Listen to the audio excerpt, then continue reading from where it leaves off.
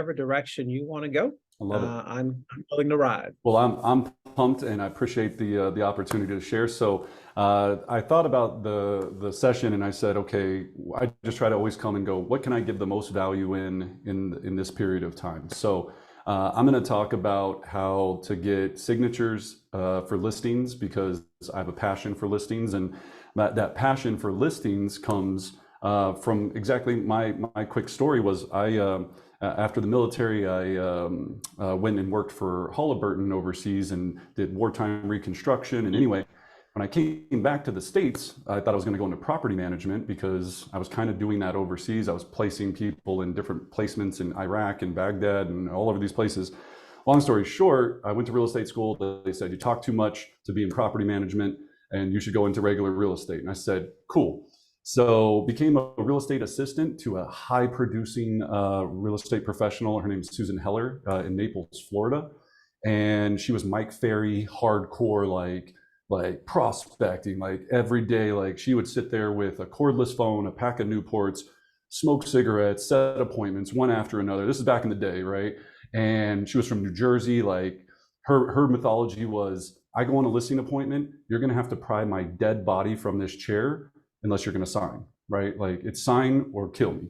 And I never saw anything like that. I was like, this is unbelievably impressive, but also a little terrifying. So what I found was that once you understand listings, it can change your entire life. And I feel like there's a major issue in the industry that we bring in new agents and we teach them how to be buyer's agents. And that frustrates me at a high level because we go, you know what, Ben, you should come in. You got to do some open houses. You got to do some of this. You got to do some of that. We don't come in and go, here's your listing presentation. I want you to practice it 1,000,000 times. I want you to get so good at it that you can breathe it, because that's all this business is presenting information and getting people to agree and trust you to move forward to sell their home. And when you start with listings, instead of starting with buyers, you can start to build a livable business. So you're not chasing the tail of the dragon all the time and going all over the place. So I have a passion for that because my mentor brought me in and showed me exactly how that world looked. And I think I was 24 when I started going on listing appointments, had a full, beautiful head of hair at the time, you know, all that fun stuff. And then that real estate, it all fell out. But it was, yeah, it's sad, but for me. So what she taught me was, you know, to be really good at listings, you've got to understand that every single time that you go on a listing appointment, it's the potential for $1 million interview. So how you prepare for $1 million interview, how you set up for $1 million interview. And the reason it's $1 million is because that listing can lead to so many other pieces, right? Marketing, future connections, your resume is built. It's hard to build a resume with buyers. And I just really want the people that are hearing out there, I don't care. We've got a guy on our team right now. He joined us when he was 19, took 3 listings in his first 3 months. And I'm talking when he's 19, he looks like he's 19. He looks like he's like, we call him Justin Timberlake. He looks like a young Justin Timberlake, right? But I brought him into this and saying, hey, look, let me teach you this program. Let me teach you, and we call it a program. Meaning that if I can teach you how to sell a listing program, not yourself, right? And agents get caught up with this and they go, my resume, Ben, has to be so important so I can go on listing appointments. I go, that's because you're trying to sell yourself, the company, or a team. What you want to do when you go and meet with people about listing homes is you want to have a program that solves their problems. That includes a strategy, a systematic way of doing things. So no matter what, they leave that appointment, or you leave that appointment with signatures, and they go, hey, this listing program is going to work. Like that whole strategy that he laid out makes perfect sense to me. And I sign, right? So for our time today, I wanted to kind of talk through a few key components that I focus on to make sure that when you come into this business, or if you've been doing it at a high level, here's some crazy facts, Ben, that I think will blow people's mind. Here in the Denver metro area, we have about 23,000 agents. I researched and I looked at all 23,000, there's only 250 agents out of 23,000 that listed and sold more than 10 homes in 1 year. Just 10 or more. Out of 23,000, only 250 agents sold 10 or more listings. Listings, not buyers, right? And all this other stuff. So that means that then when you go to like 25 plus, you go into the top 75. When you go to over 50 here in the Front Range area, you're talking there's like 10 agents that sell over 50 listings a month or over a year. Because when you look at it, you see it, people all the time, they're 70% buyer based, 30% listing based. And that's a problem. So in understanding those numbers and understanding that we're taught this way, and the reason, Ben, that people work with buyers is you don't have to feel like there's a financial commitment. There's no pressure on you because the listing agent pays my fee. And so people get stuck and they go, if I have to become a listing agent, ooh, that's scary. Like, I got to do a good job. Otherwise, I'm not, this person's about to pay me 30 grand, 50 grand, 10 grand, depending on where your market is. Heck, I know some markets where it's like $2,500 because of the price of the homes. That's still, you're taking that pressure on yourself and going, I got to deliver, instead of, I work for a free buyer and the buyer loves me because I work for free. And then finally, when I get to the sale, I make some money. They didn't have to spend anything and they high five, right? So there's this psychological issue that we have with this process that bothers me. So with the listing play, I break it down into 4 simple sections. And for anyone out there that's trying to start, we have a course that's called Listing Mastery on our coaching program. We have tons of videos about this, but we break it into 4 sections. And those 4 sections are pre-appointment, at the appointment, at the table, and the close. And we break it into 4 sections because with those 4 sections, agents have to start to master each one. Pre-appointment is everything you do on the front side to make sure that you're going to end up leaving with a signature at closing. And what we find with most agents is they don't do a really good job of this part. When you take a listing appointment, people think that they're going to go list the house and they have to do all this research on the house. I ask people all the time, Ben, I go, can that house take a pen and actually sign your contract? No, the person signs the agreement. So in our pre-appointment, we spend a lot of time on focusing on the person, who they are, what they are, their goals. We stalk them on social media, find out on LinkedIn if they're an accountant, are they a school teacher, who they are, so that when I go into that appointment, I go, look, I know who this person is to a certain degree. I've asked a lot of good questions. We have what we call our seller profile sheet that pulls all this information out. All listings are taken on the entry point, right? Knowing the most of it. It's like playing poker. If I know what cards you're going to play, I got the advantage, right? And I can start to build this out. If I know, we have a fun thing, we break everybody down into personality styles. So we go, is it a tiger, a dolphin, or a turtle? So people laugh all the time. When I meet a room of people, I'm always like, there's this little game like icon above their head. And I'm like, ooh, I'm talking to a tiger. I got to go this way. I got to be more direct, short. They want the numbers. They want me to have the facts. If it's a dolphin, I slow down, have a couple cocktails. We're going to talk about your family. We're going to talk about everything you love on earth, your charities, your kids, all that. And if it's a turtle, I'm going to slow way, way down. We're going to talk about safety, security, numbers, all of these things. And so people have to understand that the person signs the agreement, not the house, right? So we got to make sure that we're spending on the pre-appointment, the majority. We're still going to do a CMA and all that fun stuff. But I ask agents all the time, they go, hey, I set this listing appointment. And I go, so tell me about who's the person, what's their story? What do you mean? I'm just going to go tell them that their house should be worth 600 grand.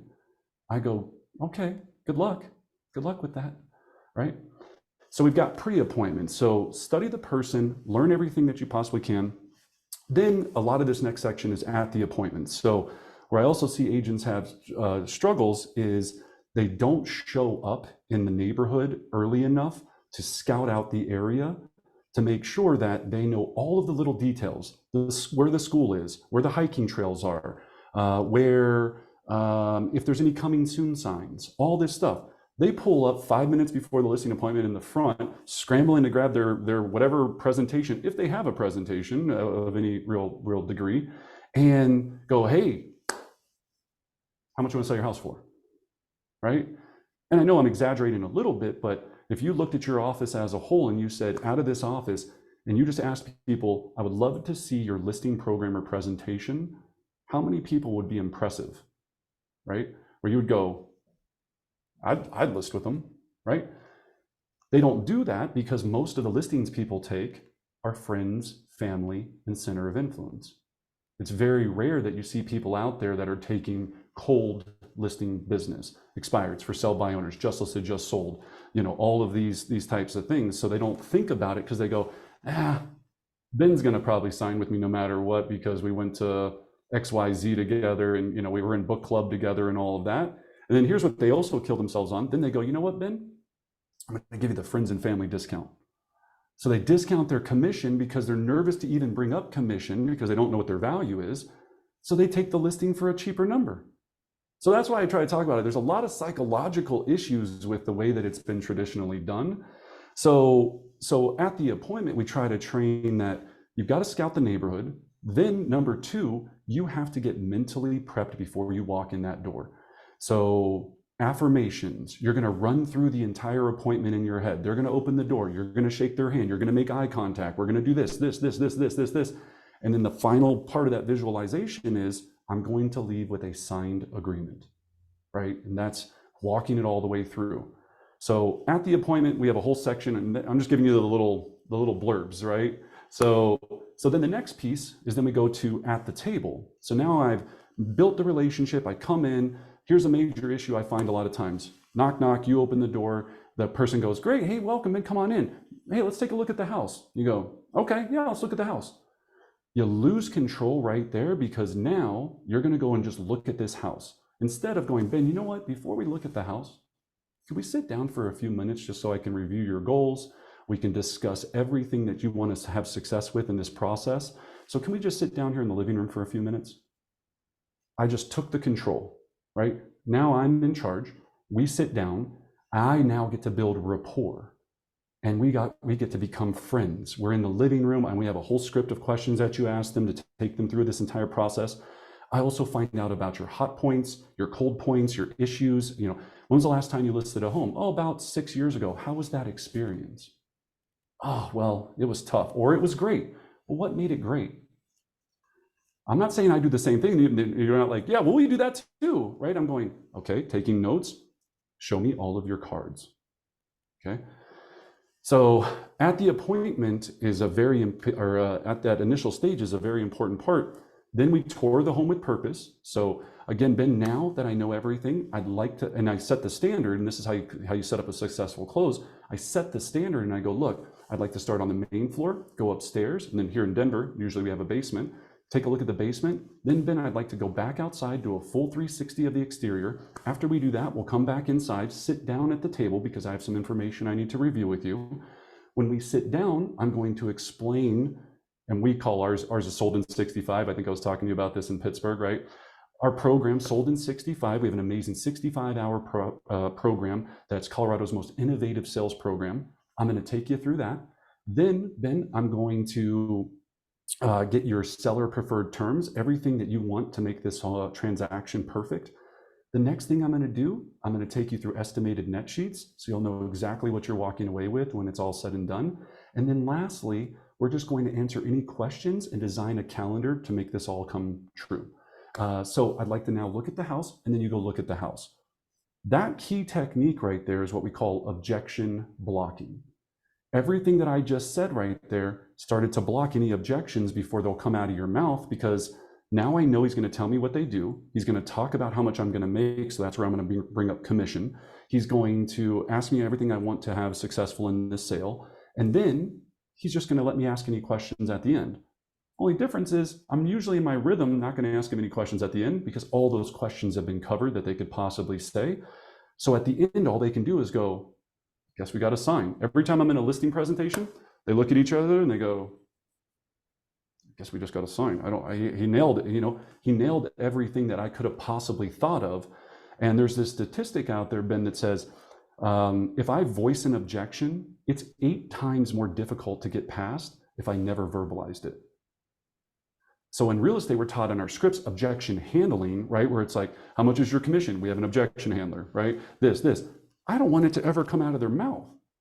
The best presentation alleviates any of those conversations or objections from coming out of their mouth so that I can just simply leave no other choice but to sign, right?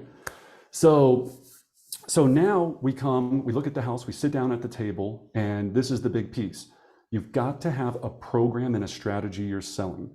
So our program solves two major problems for every seller. Number one is buyer urgency. With our 65-hour program, we create buyer urgency, and there's a whole thing that I don't have time to explain, but that creates this urgency. The second thing that we really focus on is we go, Ben, where sellers lose a lot of money is on inspections. So we have our IPP, our inspection protection program, that's going to save you thousands of dollars on anyone after they've come through your home to start trying to nickel and dime you on cosmetic repairs, get a new hot water heater, put in a new air conditioner, whatever it might be. We are solving those problems, which leads to you netting the most money possible. And there's some fun slides and cool things and all this fun stuff. And it takes about 15 minutes to explain this strategy to them. And we go through that. And then here's the big breakthrough we found. The next thing is we go, great, now that you understand our program, then talk to me a little bit about what would you like to set the initial asking price at? And that phrase right there, and I hope everyone's listening, initial asking price. Not what do you want to sell the home for, not the final sales price, the initial asking price. And we have a sheet called seller preferred terms, and we ask them everything they want to make this perfect. We're not going to agree to it by any means, because if they're like, I want $1.2 million, and we know the house is worth $700,000, we're going to have some conversation. But I go, great, so 1.2 million, excellent. And what would be the perfect close date for you, Ben? March or May 30th. May 30th. Would you like to stay in the home, or would you like to take a little bit of time after the sale and have a post-occupancy agreement where you could move out? No, I think we could be out. Great, sounds good. Have you decided on how much you want to have in earnest money here in Colorado? How much you want the deposit to be? I'm like, I don't know, what's standard? Doesn't really matter, right? I'm just taking everything they want down. So they're going, wow, the other person I met with never mentioned any of this, right? Like, I'm getting everything I want. Then after I take all this down, anything else, I saw the trampoline. Do you want to include the trampoline? What do you want? Yeah, okay, great. Now we revisit the price. So I go, so Ben, 1.2 million. Before I arrived, I completed a detailed active market analysis, not comparative market analysis, an active market analysis, meaning that I reviewed all of the active competition that you're going to face if we were to list the property today. And I want to talk about where your property fits into that conversation. So I open up my laptop and I display to them these comparables, and I go, right now we've got house 1, 2, 3, 4. This one's at $1 million, this one's at 900, this one's at 850. All of them are similar, blah, blah, blah. Where do you put yourself in this conversation if you were a buyer to make sure that you're the number one overwhelming value for that buyer to make a decision? And then they self-discover the price. Right? I'm not telling them their price is wrong. I'm never anything on price. We have a very simple conversation about price, and then we come to an understanding. Now, if I come to an understanding on price and they're in the realm of reality, great. If we don't, I go, I wish you the very best. Unfortunately, with that price, there's nothing that I can do on earth to help you, and I would be letting you down if I said I could. And I've threatened to get up, and they'd be like, well, hold on, Brendan, before you get up. Like, I mean, can't we try it at that number? And there's a whole scripting on all of that, right? We call it taking the temperature, right? So we can do coming soon. We can do different things with pricing strategies. Again, don't have enough time to explain it all today, but we go through that. Then the next piece to lead to a successful close is you have to master net sheets. Okay, so our net sheet is designed in a very detailed and specific way to make sure that the seller feels warm and fuzzy.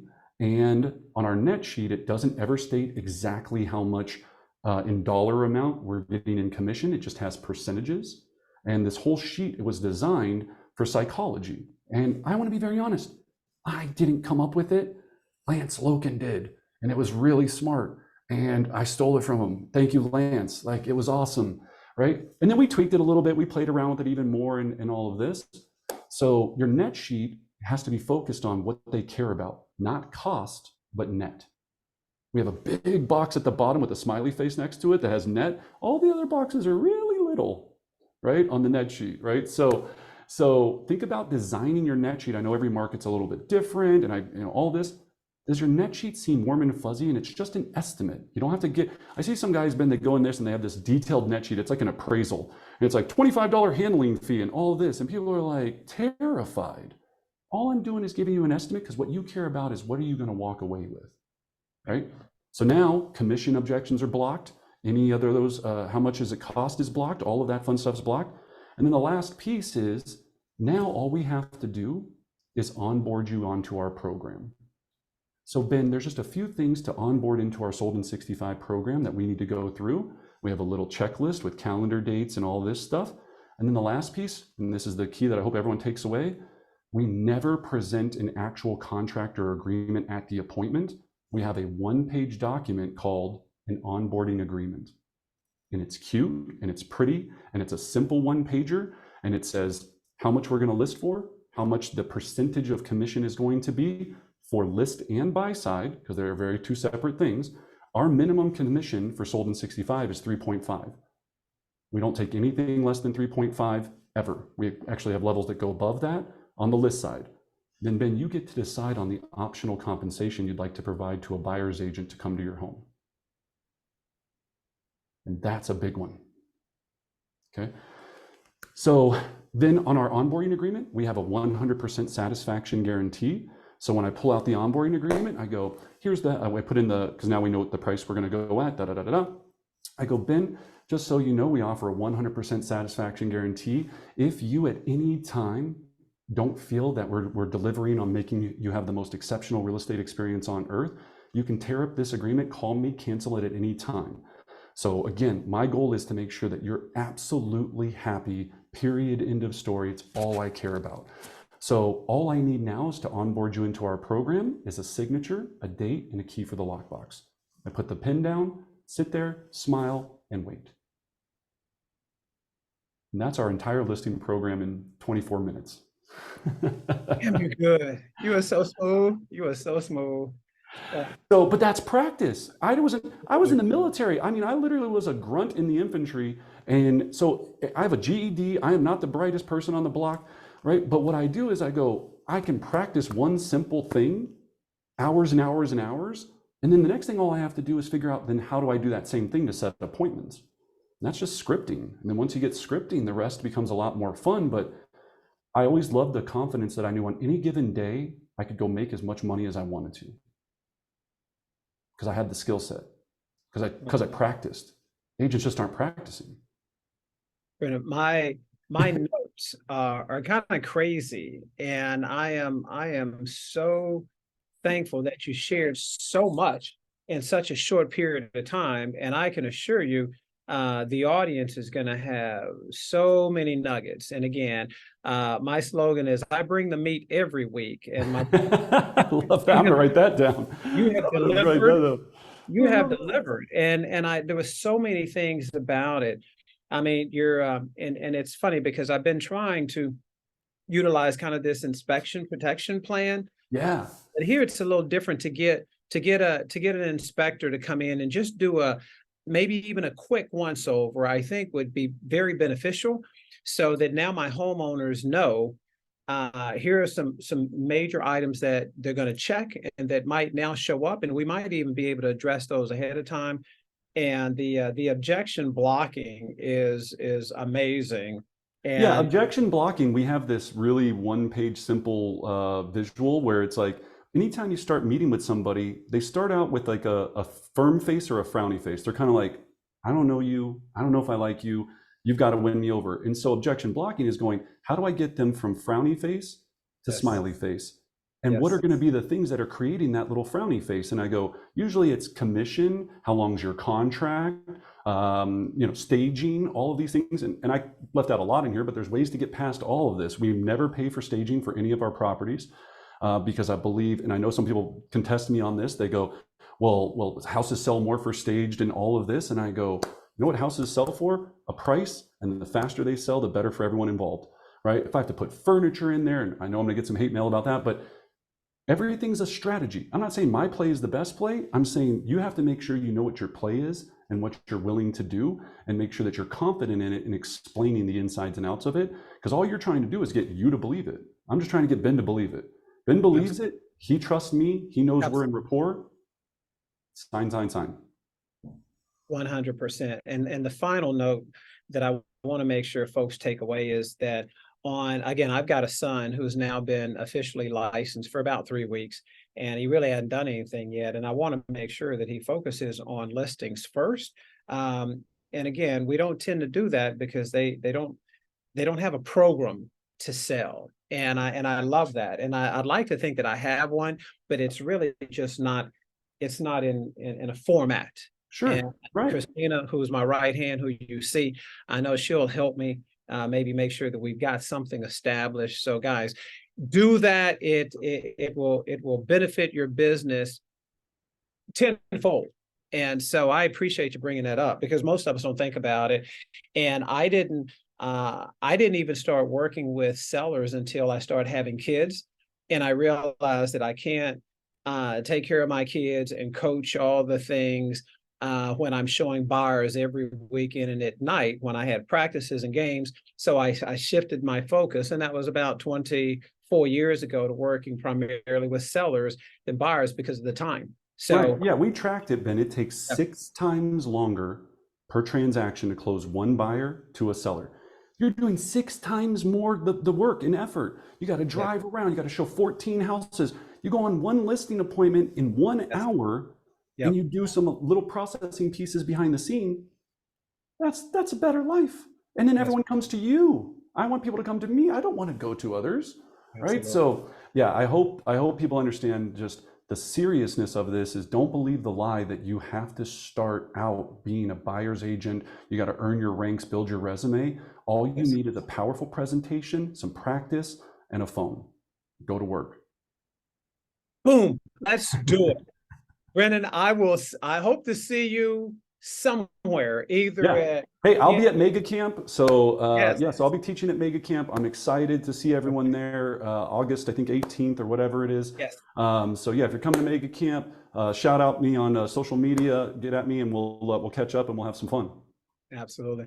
I appreciate you again. Guys, like always, he brought the meat this week for sure. And we will see you next week, because I've got another amazing guest host, and you don't want to miss it. Brendan, appreciate you, brother. Thank you. Appreciate you. Thank